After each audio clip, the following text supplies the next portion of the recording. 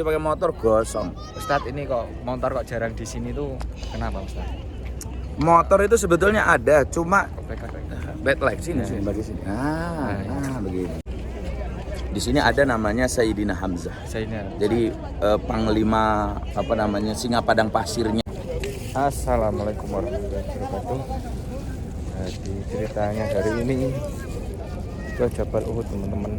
Yang di Jabal Rumat, 2 orang yang masih di atas dipenggal semua kepalanya, dan kemudian pasukan kafir yang ngejar kaum musyrikin akan ke sana. Mereka tahu bahwa pasukannya Khalid bin Walid sudah berada di sini. Orang kafir yang lari tadi balik nyerang. Dari sini turun nyerang. Akhirnya pasukannya Nabi Muhammad SAW berada di tengah-tengah. Dan Kanjeng Nabi terluka, giginya patah, pelipisnya berdarah, dan helmnya itu pecah, masuk ke dalam wajahnya Nabi Muhammad SAW. Dan salah satu yang pamannya Nabi Muhammad yang terkenal dengan Sayyidina Hamzah, itu orang yang paling ditakuti di kota Mekah. Nggak ada orang yang bisa ngalahin Sayyidina Hamzah di Mekah, itu nggak ada, apalagi duel satu persatu. Makanya ditakuti.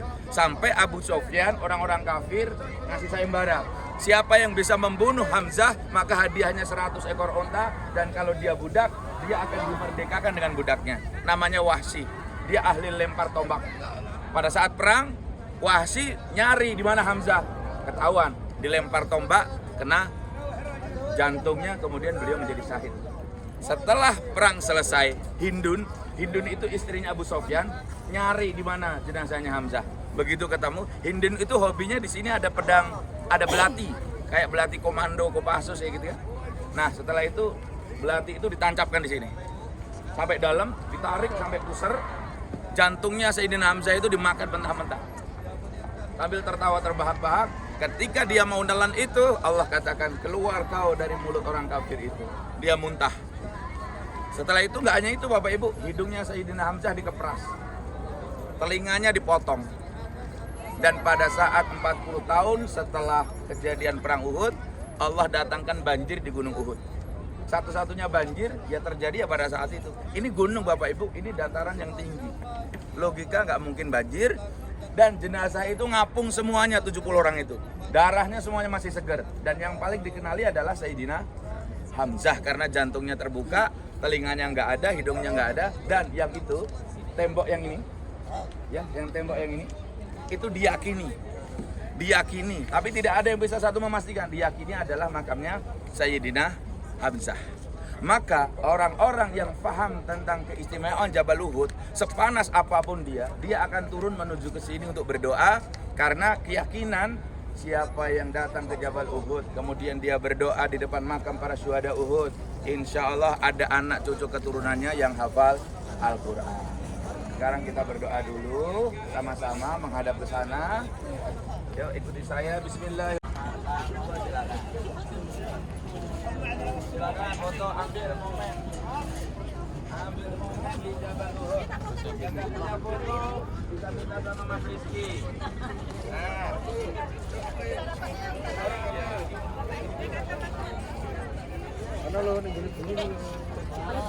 kamu tuh gak ada foto. Jabal Uhud.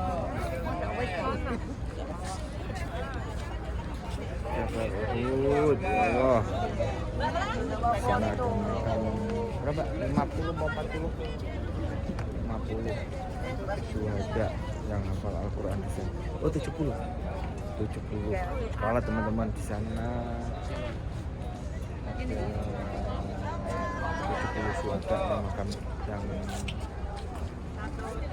dimakamkan di sana teman-teman. Nah,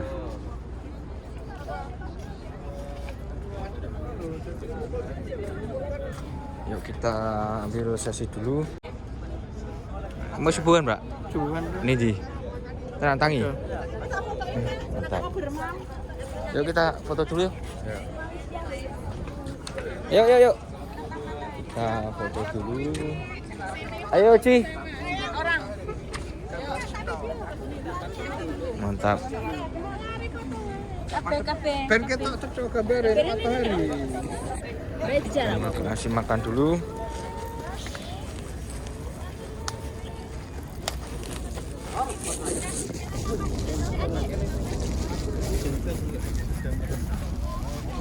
Nang ngaji. Foto sih Mas.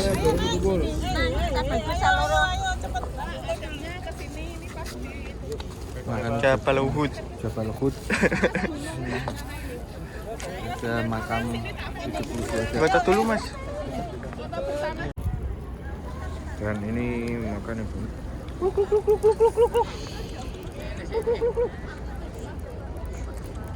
Buat dorong nih. Bro. Bapak Ibu bisa merasakan sendiri. Jadi teman-teman yang ada di Kendal, teman-teman yang ada di Semarang, ayo umroh, hubungi beliau, nanti nomor teleponnya ada di bawah.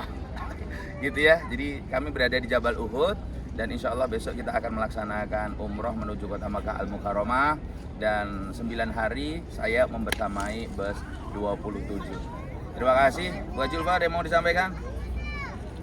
Cukup katanya. Terima kasih para pemirsa, keluarga Pensiar Baitullah. Assalamualaikum warahmatullahi wabarakatuh. Ustadz, ini kok motor kok jarang di sini tuh kenapa Ustadz?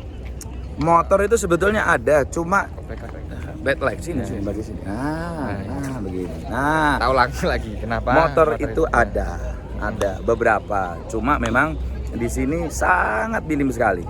Kenapa? Satu karena panas. Oh gitu. Panas ampun. Terus kalau mau jalan-jalan gitu, pakai mobil, kalau belum punya mobil, taksi. oh taksi. Di sini taksi.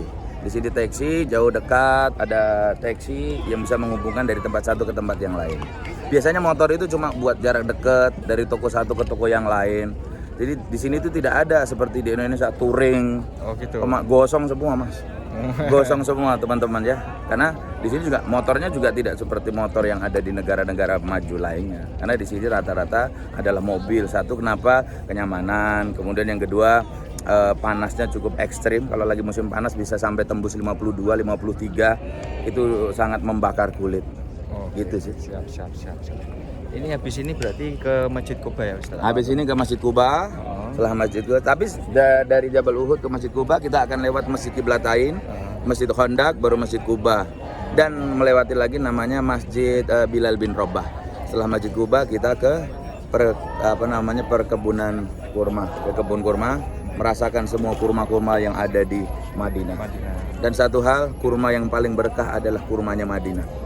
Di sini berarti? Iya. Namanya kurma? Kurma Madinah, ada kurma ajwa, ada kurma sukari, banyak sekali. Dan kurma yang disenangi oleh Kanjeng Nabi adalah kurma ajwa. Jadi belilah walaupun hanya 1/4 kilo buat di rumah. Ustaz, di sini namanya Syuhada itu siapa aja? Satu yang dikenal. Di sini ada namanya Sayyidina Hamzah. Jadi panglima singa padang pasirnya dan bentengnya baginda Nabi Muhammad SAW. Baik. Terima kasih Ustaz. Sama. Mantap. Itu tadi Ustadz Fauzi memberikan arahan dan memberikan kejelasan. Di sini di Jabal Uhud itu banyak syuhada 70 ya Tante? 70 dimakamkan di sana. Oke.